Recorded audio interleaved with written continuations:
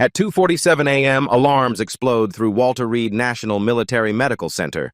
Code Blue, ICU 7. General William Bradford, 4 stars, chest full of medals, convulses on the bed. Blood pressure, 60/40. Heart rate, 180. The monitors scream danger.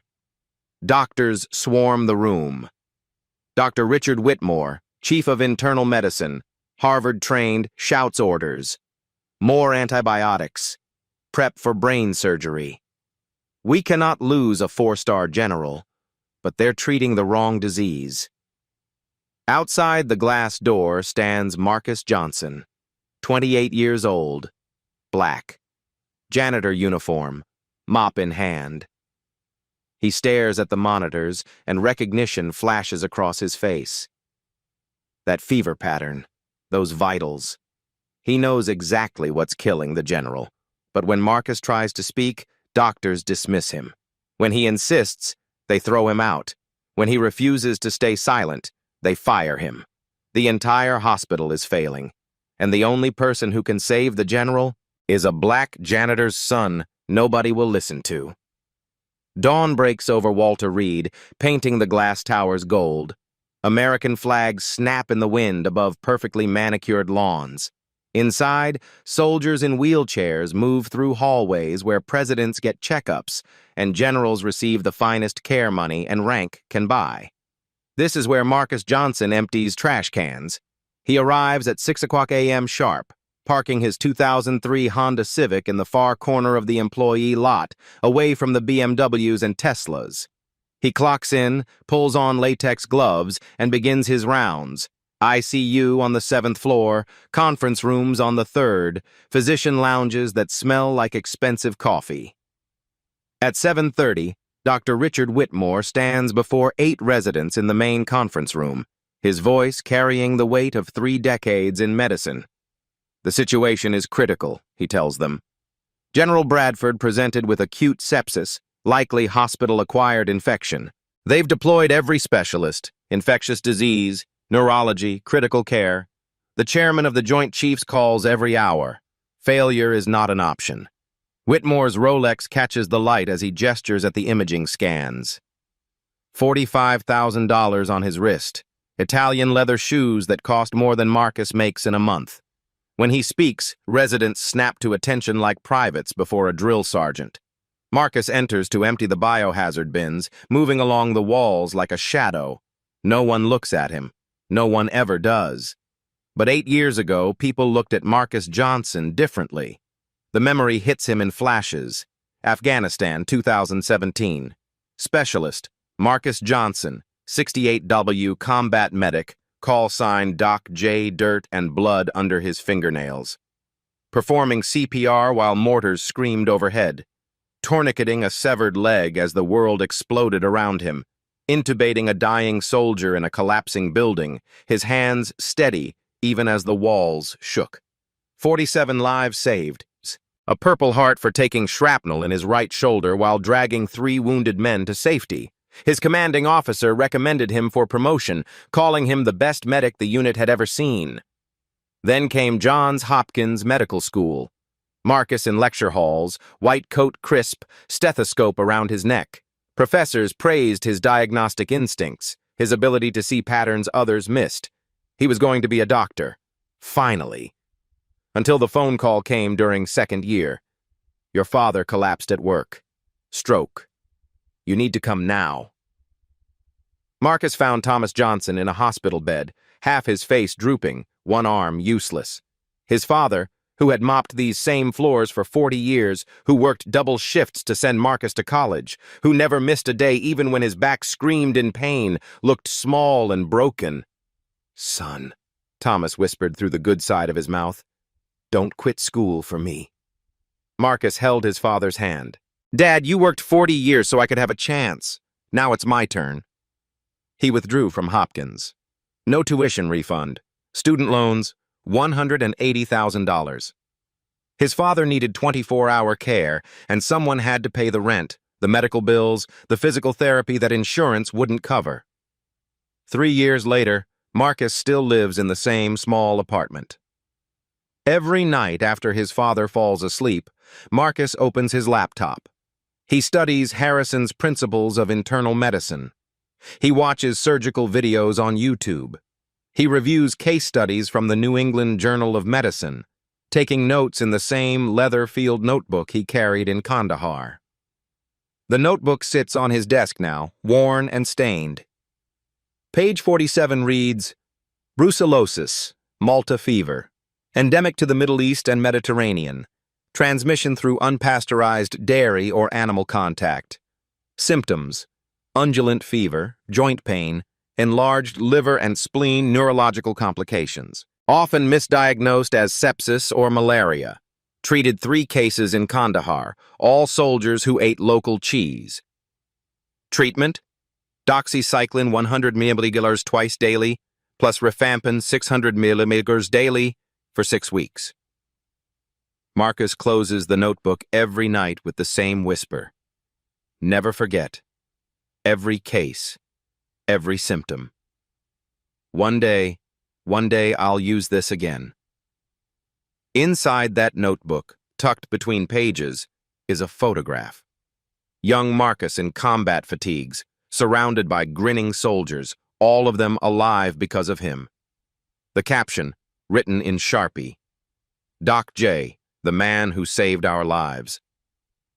Marcus Johnson carries that photograph to work every day, a reminder of who he used to be before the world decided a janitor's uniform was all he deserved to wear. By morning, whispers circulate through the ICU nursing station. General Bradford isn't responding. 3 different antibiotics, no improvement. Dr. Whitmore ordered a brain MRI. Possible encephalitis. Marcus leans his mop against the wall near the station, adjusting his cleaning cart while a young resident scrolls through an iPad nearby. The resident mutters to himself, reviewing notes. The fever pattern is strange. Spikes every evening, normal by morning. Classic undulant fever, but Whitmore insists it's sepsis. Undulant fever. The words hit Marcus like a punch. His mind races backward. Kandahar, 2017. Sergeant Miller sweating on a cot in the field hospital tent, his face gray with pain. Doc, I feel like death. This fever comes and goes. My back's killing me. When did it start, Sarge? 2 weeks ago, after we ate at that village, remember? They gave us fresh cheese, best goat cheese I ever had. Marcus's eyes had widened then. Unpasteurized dairy in an endemic region. Sarge, I think you have brucellosis. The supervising physician, older and skeptical, had frowned. Johnson, that's extremely rare. Probably just the flu. But Marcus had been insistent. Sir, request permission to run brucella serology. The test came back positive. Marcus saved Sergeant Miller's life. Now Marcus stands in the Walter Reed hallway, his heart pounding. The pieces snap together. General Bradford just returned from the Middle East. He'd overheard nurses mention Qatar and Iraq 3 weeks ago. Undulant fever pattern. No response to standard antibiotics. It's the same disease. He knows it. At 7:30 a.m., Marcus sees Dr. Lisa Carter outside the ICU, a junior attending reviewing charts on her tablet. He approaches carefully. Dr. Carter, can I ask you something? Chen looks up, surprised. Oh, Marcus, right. You're Thomas's son. I met your dad in the cafeteria last month. How's he doing? He's doing well, thank you. Dr. Carter, I have some medical background. Army medic. And I couldn't help overhearing about General Bradford. Chen's expression shifts, polite but guarded. Marcus, I appreciate your service, but we have protocols. I know, Marcus says quickly. Has anyone considered brucellosis? The general was in Qatar and Iraq recently, right? The fever pattern, the lack of response to standard antibiotics. If he consumed unpasteurized dairy, Chen's eyebrows rise. That's actually a pretty detailed observation. But Marcus, brucella is extremely rare in... Dr. Whitmore's voice booms from behind them. Dr. Carter, are you consulting with custodial staff now? Both turn. Whitmore stands with two residents, arms crossed, his face carved from stone. Chen stammers, "No, Dr. Whitmore, I was just—" Whitmore cuts her off, his eyes fixed on Marcus. "You're Thomas Johnson's boy, aren't you? I heard you dropped out of some nursing program." "Medical school, sir," Marcus says calmly. "Johns Hopkins. I was in my second year when—" Whitmore laughs, sharp and dismissive. "Second-year dropout. And now you're diagnosing a 4-star general? That's rich." He turns to Carter. "Doctor, Carter, if you have time to chat with janitors, perhaps you should pick up extra shifts." Chen's face flushes red. Whitmore looks back at Marcus. "Son, stick to mopping floors. Leave medicine to people who actually finished school." The residents behind him snicker. One whispers to the other, loud enough for Marcus to hear. "Did the janitor just try to diagnose? That's hilarious." Marcus's hands ball into fists at his sides. His jaw clenches so tight it aches, but he says nothing. Whitmore walks away, calling over his shoulder. "Carter, conference room now. We're prepping for an emergency craniotomy." Craniotomy. Brain surgery. Marcus's blood runs cold. They're going to drill into the general's skull for a disease that isn't there. At noon, Marcus sits across from his father in the hospital cafeteria.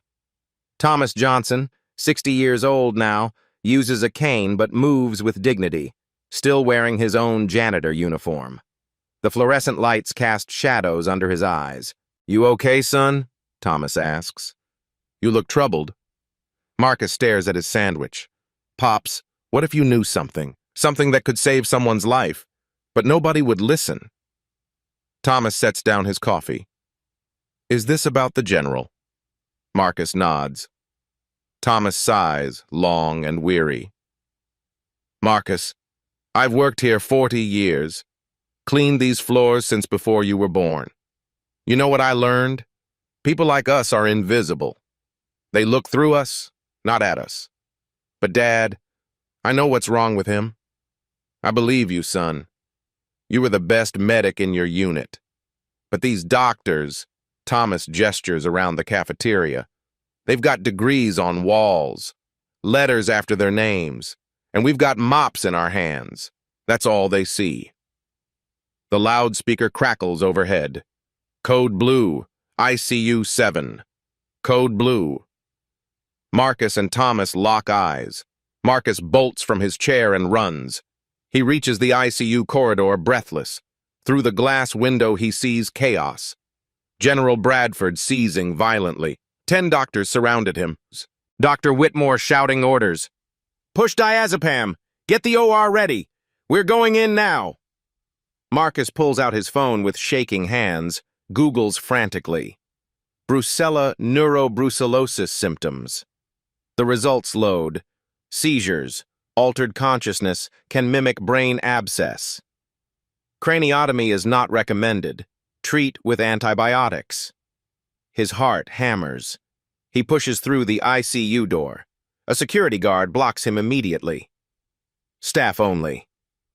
"I need to speak to Dr. Whitmore," Marcus says. Whitmore turns, sees Marcus, and his face goes purple with rage. "Are you kidding me right now? Security!" Marcus's voice rises, desperate. "Doctor, please, you're making a mistake. It's brucellosis. If you operate, you could cause cerebral hemorrhage. Just run a brucella serology test. 30 minutes, that's all I'm asking." Whitmore steps forward, jabbing a finger toward Marcus's chest. "How dare you? You waltz into my ICU, question my diagnosis in front of my team." He points at the security guards. "You're fired. Oh, escort him out. I want him banned from this hospital." 2 guards grab Marcus's arms. He struggles, his voice breaking. "Just run the test. Please, he's going to die." Whitmore turns his back. "Get him out of my sight." As the guards drag Marcus toward the exit, he locks eyes with Dr. Carter across the room. She stands frozen, her face twisted with conflict, but she says nothing. She doesn't move. The ICU doors slam shut behind Marcus. The sound echoes through the hallway like a judge's gavel. In the parking lot, a security guard, a white man with cold eyes, shoves Marcus toward the curb. "You people always cause trouble," he mutters. Marcus stumbles, catches himself. Patients and visitors stare. A woman pulls her child closer. Marcus's face burns with shame. His phone buzzes. A text from the hospital HR department. "Employment terminated effective immediately. Badge deactivated. Do not return to the premises." Marcus sits on the curb, head in his hands. Inside that building, a good man is dying, and Marcus Johnson, who saved 47 lives under fire, can't save one more because nobody will listen to a black man in a janitor's uniform. Marcus sits in his Honda Civic, head in his hands. His phone rings. "Dad. Son, are they escorting you off campus?" "Yeah, Pops. I'm done. I tried." Silence. Then Thomas speaks, slow and firm. "Marcus, your whole life, you never walked away from someone who needed help. Remember Kandahar? You ran into fire to pull out Sergeant Davies. That was different. I had authority then. Now I'm nobody. You're not nobody. You're my son. You're a man who saved 47 lives, and you're the only person in that building who knows what's killing that general." Thomas pauses. "Your mama didn't raise you to give up, and I didn't raise you to let a good man die because some doctor's too proud to listen." Marcus wipes his eyes. "What do you want me to do?" "I'm banned." "Then don't use the front door." At 11:30 p.m., Marcus stands at Walter Reed's loading dock wearing his father's janitor uniform, slightly too big. The baseball cap pulled low. He wheels a cleaning cart toward the service entrance. The night security guard, George, glances up. "Tom? Working double?" Marcus keeps his head down, mimicking his father's voice. "Forgot something upstairs." George waves him through. "Don't work too hard, brother." Marcus exhales. He's in. The elevator carries him to the 7th floor, ICU level. His heart hammers against his ribs. The medical records room door is unlocked. Night shift always forgets. Inside, a computer sits logged in.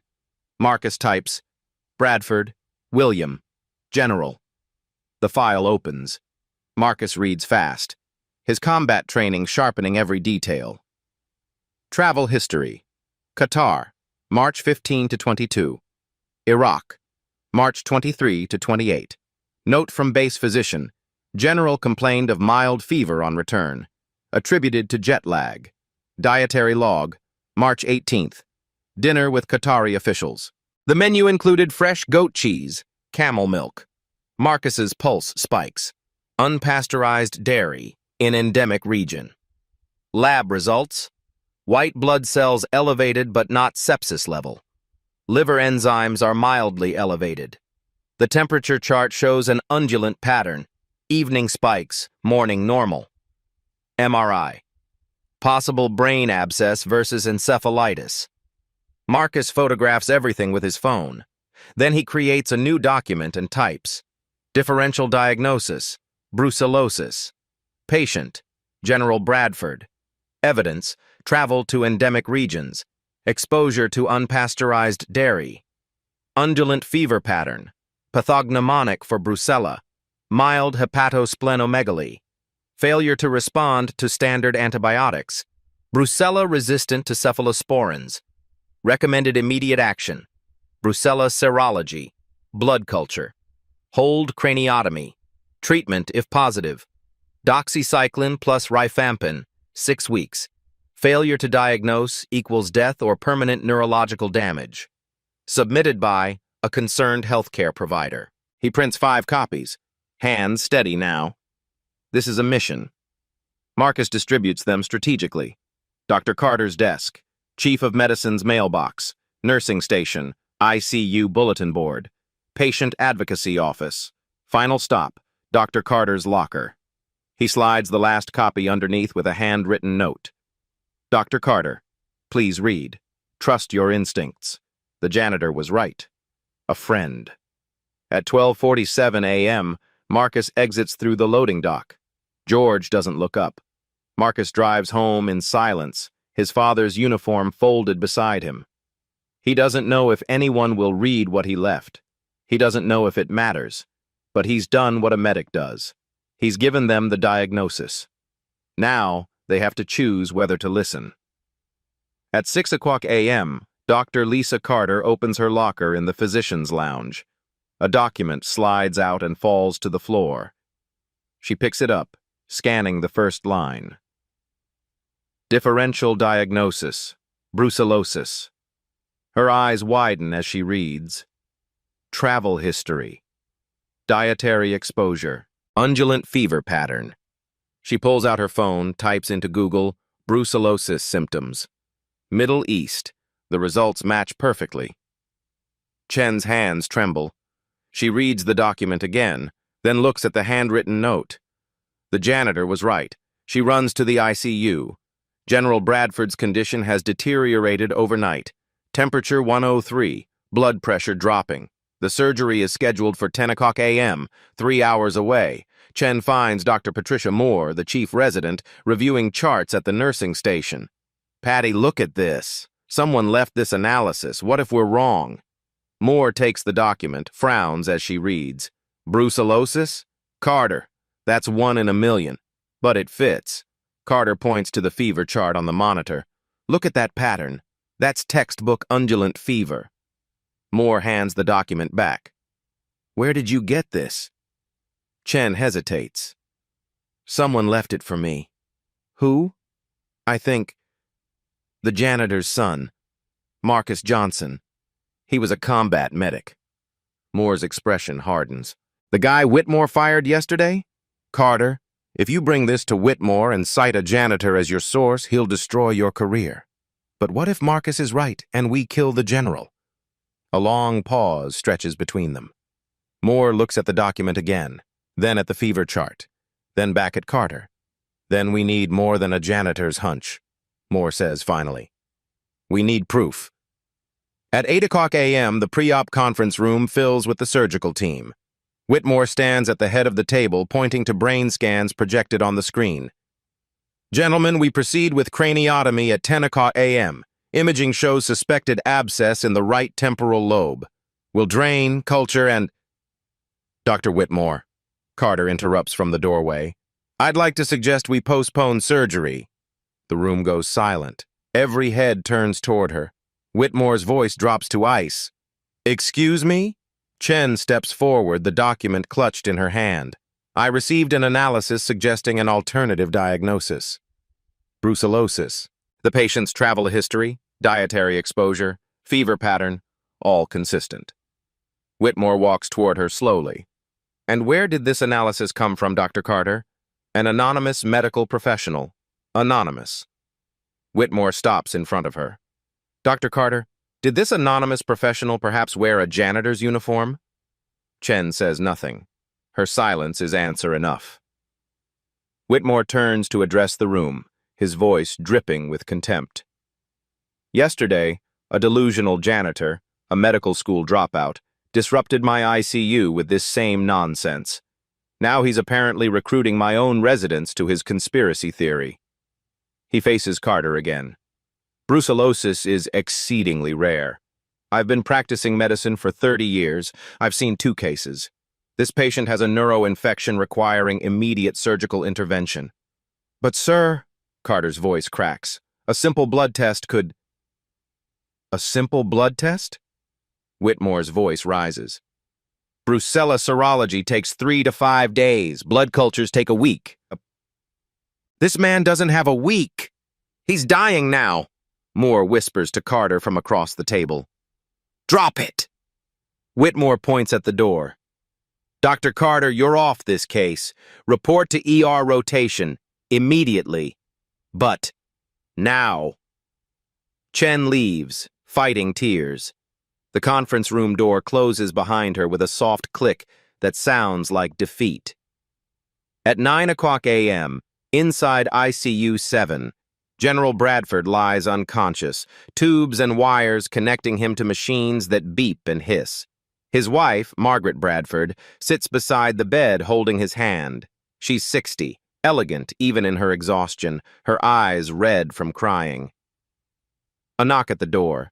Thomas Johnson enters, pushing his cleaning cart. Margaret looks up. "Oh, hello." Thomas nods respectfully. "Ma'am, just need to empty the trash. I'll be quick." "Take your time." Margaret's voice is hollow. "I'm not going anywhere." Thomas works slowly, emptying the small waste bin, wiping down the windowsill. He glances at the general, then at Margaret's face. "Ma'am," Thomas says quietly, "if you don't mind me asking, how long has the general been sick?" Margaret seems grateful someone is asking. 3 weeks. Started with a fever after he came back from Qatar. Doctors thought it was jet lag, then flu, then infection. Now they're saying his brain is infected." She looks at Thomas, her voice breaking. "They're doing surgery in 1 hour. They're drilling into his skull. I'm so scared." Thomas steps closer. "Ma'am, I shouldn't say this. But my son, Marcus, he was an army medic, best in his unit. He thinks your husband has a different disease. Something from the Middle East. Something the doctors are missing." Margaret stands abruptly. "What disease?" "It's called brucellosis, from unpasteurized dairy." "Did the general eat any local cheese or milk in Qatar?" Margaret's hand goes to her mouth. "Yes. There was a state dinner. They served traditional foods. He told me about this amazing goat cheese." She grabs Thomas's arm. "Where is your son now?" "Home. Banned from the hospital." Margaret's jaw sets with determination. "What's his number?" At 9:30 a.m., Marcus sits on his couch, staring at his combat medic notebook. His phone rings. Unknown number. "Hello? Is this Marcus Johnson?" A woman's voice, strained with urgency. "Yes, ma'am. Who is this?" "My name is Margaret Bradford. I'm General William Bradford's wife. Your father told me you know what's wrong with my husband." Marcus sits up straight. "Ma'am, yes. I believe he has brucellosis. It's a bacterial infection from—" "I know," Thomas explained. Margaret's voice sharpens. "Marcus, they're operating in 30 minutes. If you're right, I need to stop this surgery. But I need you to convince the doctors. Can you do that?" Marcus laughs bitterly. "Ma'am, they banned me from the hospital. The chief of medicine called me a dropout and a fraud." "Marcus," Margaret's voice cuts through like a command. "My husband is dying. You're telling me you can save him, but you're going to let pride stop you?" The words hit Marcus like a slap. "It's not pride, ma'am. They won't listen. Then make them listen. Come to this hospital right now. I'll meet you at the front entrance. As the patient's wife and medical proxy, I have the right to request any consultation I want. I'm requesting you. Ma'am, I'm not a doctor. You were a soldier. You saved lives under fire." Margaret's voice softens slightly. "This is just another battlefield." Marcus stands, his heart pounding. He looks at the photograph tucked in his notebook. 47 faces smiling back at him. "I'll be there in 15 minutes. At 9:50 a.m., the ICU conference room is packed. Dr. Whitmore stands at the head of the table with the surgical team and anesthesiologist going over final pre-op details. Equipment lists, incision coordinates, expected complications. The door bursts open. Margaret Bradford enters, her posture rigid with authority. Behind her walks Marcus Johnson in khakis and a button-down shirt, carrying his leather field notebook. Whitmore stands, his face going red. "Mrs. Bradford, what is—" He sees Marcus, and his voice explodes. "Absolutely not! Security!" Mrs. Bradford raises one hand, and the room freezes. "Dr. Whitmore, as my husband's healthcare proxy, I'm requesting a second opinion." "This is Marcus Johnson. He's consulted on my husband's case. This man is not a physician." Whitmore's voice shakes with rage. "He's a janitor." He's a decorated combat medic with 6 years of battlefield experience, Margaret says, her voice like steel. And he has a diagnosis you haven't considered. Brucellosis. Whitmore spits the word. Yes, I've heard this delusion. Marcus steps forward, his voice calm and professional despite his trembling hands. Dr. Whitmore, may I present my evidence? Whitmore crosses his arms. You have 5 minutes. Then surgery proceeds. Marcus opens his notebook, his fingers steady now. General Bradford returned from Qatar and Iraq 3 weeks ago. He attended a state dinner on March 18th where he consumed unpasteurized goat cheese and camel milk, both common vectors for Brucella melitensis in the Arabian Peninsula. He pulls out printed charts from his notebook. His fever pattern shows classic undulant characteristics, spikes in the evening, normalizing by morning. This is pathognomonic for brucellosis. Whitmore opens his mouth, but Marcus continues. He's not responding to cephalosporins or vancomycin because brucella is intrinsically resistant to those antibiotics. The mild hepatosplenomegaly noted on day 2, the arthralgia he complained about, all consistent with brucellosis, not sepsis. Dr. Moore leans forward, studying the charts. The fever pattern. He's right. That is textbook undulant fever. Whitmore's voice rises. Neurobrucellosis can present with brain abscesses. But his MRI shows diffuse changes, not a focal abscess, Marcus interrupts. Real neurobrucellosis causes meningitis or encephalitis treated with antibiotics, not surgery. If you operate, you risk hemorrhage, herniation, and you don't address the underlying infection. The room falls silent except for the hum of fluorescent lights. Dr. Carter speaks from the doorway where she's been standing. Dr. Whitmore, what if we just run the brucella serology? If it's negative, we proceed with surgery. That test takes days, Whitmore snaps. Standard ELISA takes 90 minutes, Marcus says. I called the lab before I came. They can run it stat. Margaret Bradford steps forward. Dr. Whitmore, I'm asking, as a wife terrified of losing her husband, run the test. Please. The silence stretches. Whitmore's face is purple, his jaw working. Every person in the room watches him. Dr. Moore speaks quietly. Sir, if there's even a 10% chance he's right. Whitmore's hands are shaking. His voice comes out strangled. Fine. Delay surgery. Run the test. He points at Marcus, his finger trembling. But when it comes back negative, Mrs. Bradford, I expect a formal apology to this institution. His eyes bore into Marcus. And you will never set foot in this hospital again. Marcus meets his gaze, steady. Understood, sir. A nurse leaves immediately to take blood samples. The surgical team begins to disperse, confused. Margaret Bradford sits down heavily, her hands clasped in prayer. Marcus stands by the window, looking out at the parking lot where he sat defeated yesterday. His phone buzzes. A text from his father. One word. Proud. Dr. Carter approaches Marcus. That took courage. Or stupidity, Marcus says. They're the same thing sometimes. Carter extends her hand. I'm sorry I didn't speak up yesterday. Marcus shakes it. You're speaking up now. That's what matters. The clock on the wall ticks forward. 10:15 a.m. 10:30 a.m. The lab promised 90 minutes. In the waiting room, Marcus sits with Margaret Bradford and his father, Thomas, who arrived minutes after Marcus called. No one speaks. The silence is thick with hope and dread. At 11:15 a.m., Dr. Carter runs into the waiting room, her shoes squeaking on the linoleum. She's holding a printout, her hands shaking, her eyes wide. Marcus stands. His heart stops. Chen looks at him, then at Margaret. Her voice comes out in a breathless rush. Brucella IgM antibody positive. Brucella IgG antibody positive. She turns to Marcus fully now, and her eyes are shining. You were right.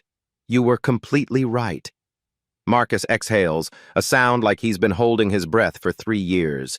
Relief, vindication, and overwhelming emotion crash through him all at once. His knees nearly buckle.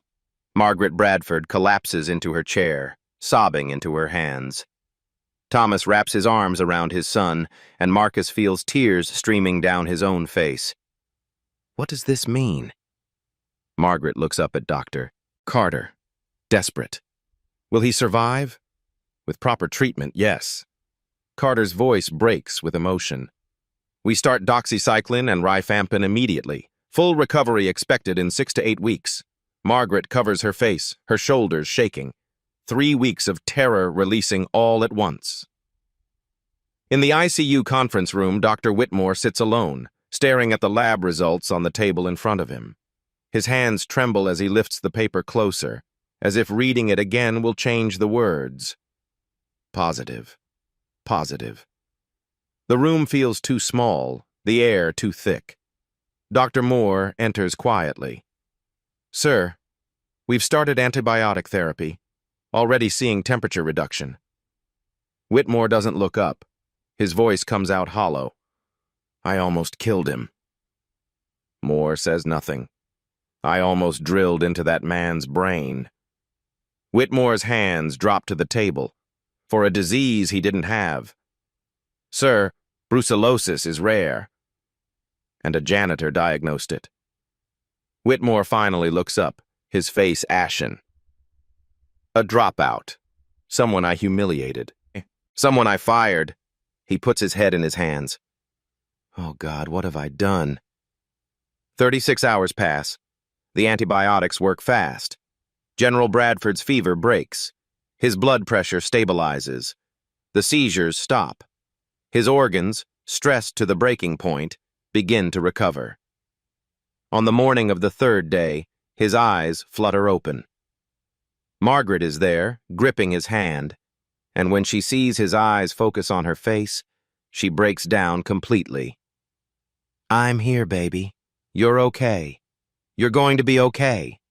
Bradford's voice comes out as a hoarse whisper. Maggie? What happened? You had brucellosis from that goat cheese in Qatar. A weak smile crosses his face. I knew that cheese was too good to be true. Margaret laughs through her tears. The doctors almost missed it. But someone figured it out. Someone who I think you met before. Who? A combat medic. From Kandahar. Margaret squeezes his hand. His name is Marcus Johnson. Bradford's eyes go wide. His entire body tenses. Johnson? Specialist Johnson? 68? Whiskey? Margaret stares at him, shocked. Do you remember him? Bradford tries to sit up, winces, falls back. Remember him? That kid saved my life. Convoy ambush 2017.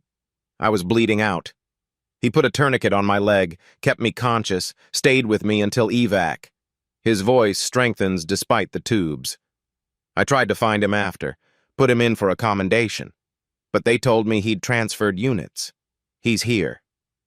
Margaret's voice shakes. He diagnosed you. The doctors didn't believe him, but he didn't give up. He's here? At Walter Reed? Bradford's face shows confusion. Why would a medic be... He works here, Margaret says carefully, as a janitor. Bradford goes completely still. What? He dropped out of medical school to take care of his father. She tells him everything. The firing, the humiliation, the overnight infiltration, the fight to be heard. And when you came in dying, he was the only one who knew what was wrong. Tears stream down Bradford's face. Bring him to me. Right now. 20 minutes later, Marcus enters the ICU room. He's still wearing his janitor uniform because he has no other clothes at the hospital. He stands at the foot of the bed, nervous, uncertain. Bradford stares at him. Even weakened, even pale, his eyes are sharp. I know that face. Even under all that dust and blood 8 years ago, I knew that face. Marcus's voice shakes. Sir, it's an honor to see you recovered. Son, come here. Marcus approaches slowly. Bradford reaches out his hand. Marcus takes it, and Bradford's grip is surprisingly strong. 8 years ago, you pulled me out of hell. Bradford's voice fills the room. You stopped the bleeding. You kept me talking so I wouldn't go into shock. You told me about your father, your dreams of becoming a doctor. You made me promise I'd stay alive to see my daughter graduate college. Marcus nods, unable to speak, tears flowing freely now. I remember every second. Bradford's own eyes shine. I tried to find you, put you in for Silver Star, but they told me you'd left the army. My father got sick, sir. Marcus's voice breaks. I had to... I know. Margaret told me everything. Bradford squeezes Marcus's hand harder.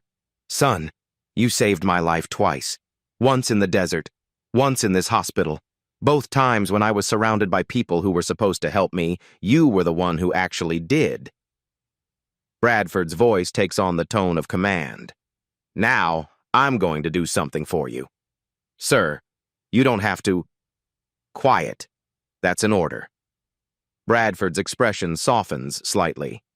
Marcus, how much is left on your Johns Hopkins student loan? Marcus looks confused. About $180,000. But sir, consider it paid.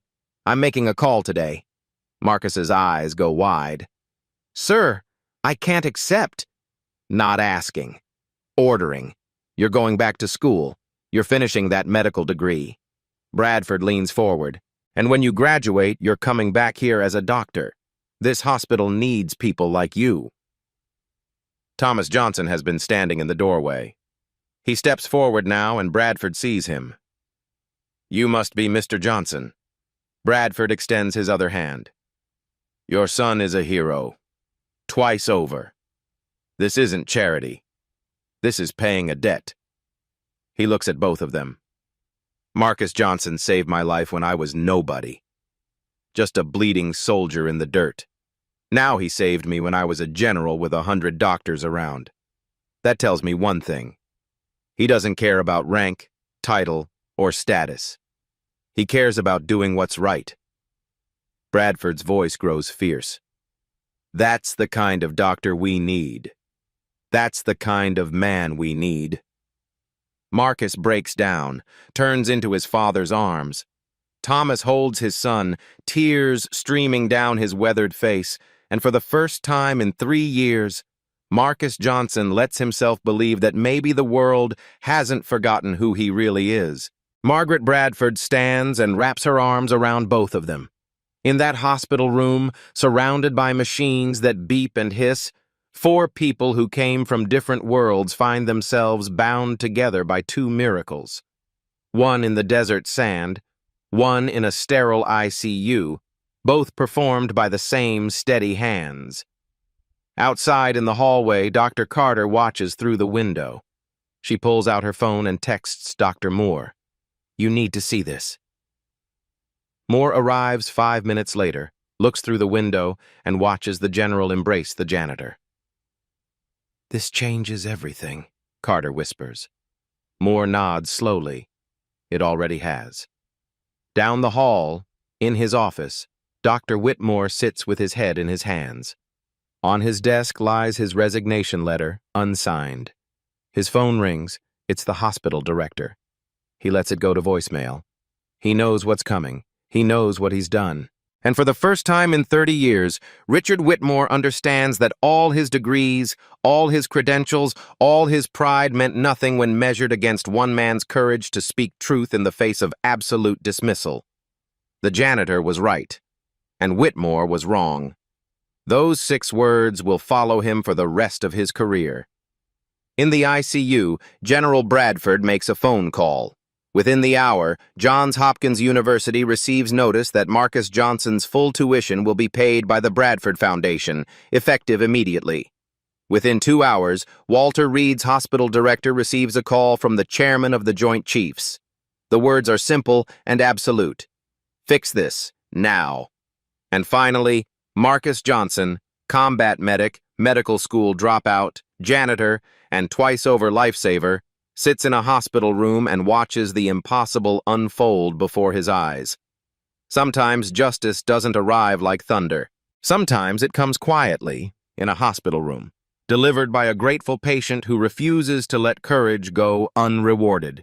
48 hours later, the hospital director's office is filled with tension. Dr. Helena Martinez sits behind her desk, her face carved from stone. Present in the room, Marcus Johnson, Dr. Richard Whitmore, Margaret Bradford, and General William Bradford in a wheelchair, still weak but insistent on attending. Martinez speaks with surgical precision. "Gentlemen, Mrs. Bradford, thank you for coming. We've completed our review of General Bradford's case." She turns to Whitmore. "Dr. Whitmore, your misdiagnosis nearly resulted in catastrophic surgical error. You ignored credible differential diagnosis from multiple sources. You allowed personal bias to override medical judgment." Whitmore stares at the floor, his shoulders slumped. "I have no excuse, ma'am. You're being removed as Chief of Internal Medicine, effective immediately." Martinez's voice is iron. "You'll complete mandatory training on diagnostic humility and unconscious bias recognition. You'll remain as an attending physician, but under supervision for 12 months. I understand." Whitmore turns slowly to face Marcus. The words come hard, each one scraped from somewhere deep. "Mr. Johnson, I owe you an apology that words can't express. I let my ego nearly kill a patient. You showed courage I failed to show. The courage to be right when everyone said you were wrong." Marcus meets his eyes.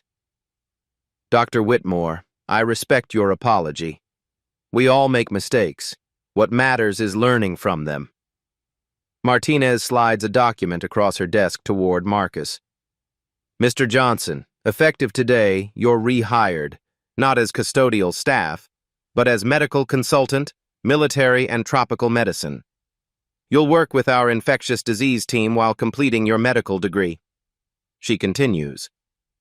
"Johns Hopkins has agreed to readmit you with full scholarship, courtesy of the Bradford Foundation. You start next semester. Upon graduation, you have a guaranteed residency position here at Walter Reed." Marcus's hands shake as he takes the document. "Ma'am, I don't know what to say." General Bradford smiles from his wheelchair. "Say yes, sir, and get back to saving lives, Doc." Marcus laughs, wiping his eyes. "Yes, sir." Martinez stands. "One more thing, Mr. Johnson. We're instituting the Every Voice Matters protocol. Any staff member, regardless of position, can submit medical concerns directly to senior leadership. No retaliation. Because you taught us that sometimes the person with the least credentials has the most wisdom." The room erupts in applause. Thomas Johnson, standing in the corner where he's been silent this whole time, wipes his eyes and grins with a pride that's been 40 years in the making. 6 months later, Marcus Johnson sits in the front row of a Johns Hopkins lecture hall wearing a crisp white coat, stethoscope draped around his neck. The professor finishes his lecture on tropical diseases and sets down his marker. Before we leave, the professor says, "I want to introduce someone special. Marcus Johnson, would you come up?"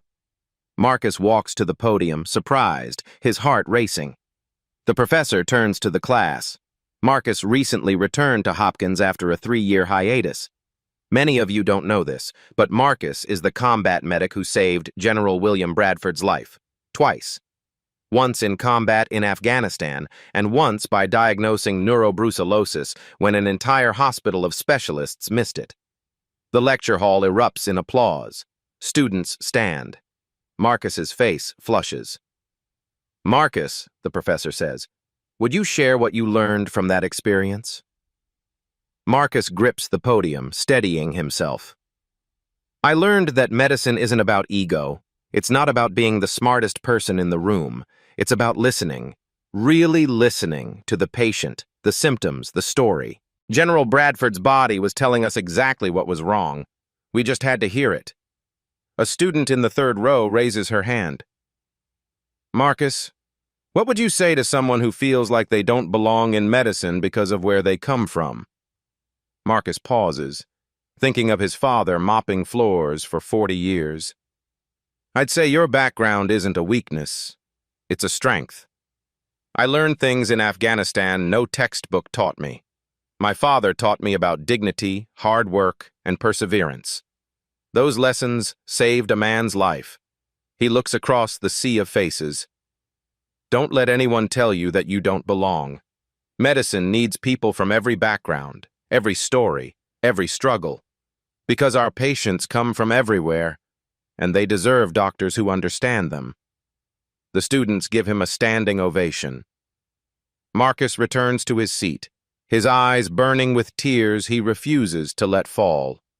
1 year later, Marcus walks through Walter Reed's main entrance wearing a pristine white coat. His name tag reads, Marcus Johnson, MD, internal medicine resident. He passed the ICU where everything changed. Dr. Carter, now senior attending, sees him and runs over. Dr. Johnson, welcome back. Marcus grins. It feels good to be back, and to use the front door this time. They laugh together, the kind of laughter that comes from surviving something impossible. You're assigned to my service today, Carter says. Ready? Absolutely. As they walk the corridors, Marcus passes Dr. Whitmore, who now works as a regular attending physician. Whitmore stops, extends his hand. Dr. Johnson, good to see you. Marcus shakes it firmly. Dr. Whitmore, how have you been? Humbler. Better. Whitmore's voice is quiet. You taught me that lesson. They exchange nods, not quite friendship, but mutual respect earned through fire. At lunch, Marcus sits with his father in the hospital cafeteria. Thomas is semi-retired now, working only part-time, his body finally allowed to rest. How's the first day, Dr. Johnson? Thomas asks, his eyes twinkling. Perfect, Pops. Hey, I got assigned to a patient today. Guess who? Who? General Bradford. He's back for his follow-up appointment. Thomas smiles wide. That's fitting. Marcus goes to General Bradford's room that afternoon. The general looks healthy now, strong, the color returned to his face. Well, if it isn't my favorite doctor, Bradford says, grinning. General, good to see you fully recovered. Thanks to you. Bradford gestures to the chair beside his bed. Twice. Sit down. I want to tell you something. Marcus sits. After you saved me, I established a scholarship fund, the Marcus Johnson Medical Scholarship, for veterans and children of service workers who want to become doctors. We've funded 12 students so far. Marcus stares at him, speechless. You already did enough, Bradford continues. You showed us all what real medicine looks like. Now we're making sure others like you get the chance you almost didn't have. They shake hands across the bed. Soldier and medic, patient and doctor, two men bound together by two miracles and an unbreakable respect. Outside the window, the sun sets over Walter Reed, painting the sky orange and gold. Marcus Johnson has come full circle, from the kid who mopped these floors to the doctor who will change them forever. The camera follows Marcus through the hospital corridors, his white coat billowing as he walks with purpose. Sunlight streams through tall windows, illuminating his path. He stops at a patient's bedside, placing his stethoscope with the same gentle precision he learned in Kandahar. Marcus's voice carries over the images, quiet but powerful. They say medicine is about knowledge, tests, degrees, credentials. But that's not what saves lives. The scene shifts to Marcus teaching a group of young medical students gathered around a hospital bed, all of them listening intently. What saves lives is listening when everyone else stops hearing. It's seeing what others overlook. It's having the courage to speak truth when silence is easier. Cut to Marcus visiting a military cemetery, standing before rows of white headstones, his hand resting on one marker. My journey taught me that your worth isn't measured by titles on a wall. It's measured by what you do when someone needs you most. The image changes to Marcus kneeling beside his father's chair at home, helping Thomas with his physical therapy exercises. Thomas's face beams with pride. I carry 47 names in my heart. 47 soldiers I brought home alive. I carry my father's sacrifice, 40 years of mopping floors so I could dream bigger. I carry General Bradford's second chance, a reminder that our lives intersect in ways we never imagine. Final scene. Marcus back at Walter Reed, surrounded by residents hanging on his every word as he teaches. If you're watching this and you feel invisible, if people look through you instead of at you, if they judge your worth by where you came from instead of where you're going, remember this. A janitor's son saved a general, not because of a degree, because of heart, knowledge, and the refusal to stay silent when it mattered. The screen fades to text. Marcus Johnson graduated Johns Hopkins Medical School with honors. He now serves as attending physician at Walter Reed and teaches tropical medicine to military medics. Dr. Richard Whitmore completed bias training and now co-teaches with Marcus. General William Bradford recovered fully and continues to advocate for veteran health care. The Marcus Johnson Medical Scholarship has funded 47 students, one for each life Marcus saved in combat. The narrator's voice returns, warm and inspiring. Every person you meet is fighting a battle you know nothing about. Every person you underestimate might be the one who saves you. If this story moved you, share it. Because somewhere, someone needs to hear that your circumstances don't define your worth. Your courage does. Subscribe to Black Voices Uncut to hear more stories of ordinary people doing extraordinary things. Comment below. Who in your life deserves recognition they've never received? Remember, the greatest heroes don't always wear capes. Sometimes they wear janitor uniforms, and sometimes they become the doctors who change medicine forever. The final image. Marcus and his father standing together outside Walter Reed, both in their respective uniforms, janitor and doctor, equal in dignity, bound by love. The screen fades to black. The story you heard today wasn't cleaned up. It was told exactly as it happened. At Black Voices Uncut, we believe that's the only way truth can live. If you felt something, hit like, comment, and your reaction, and subscribe. Every week, we bring you voices that refuse to be silenced.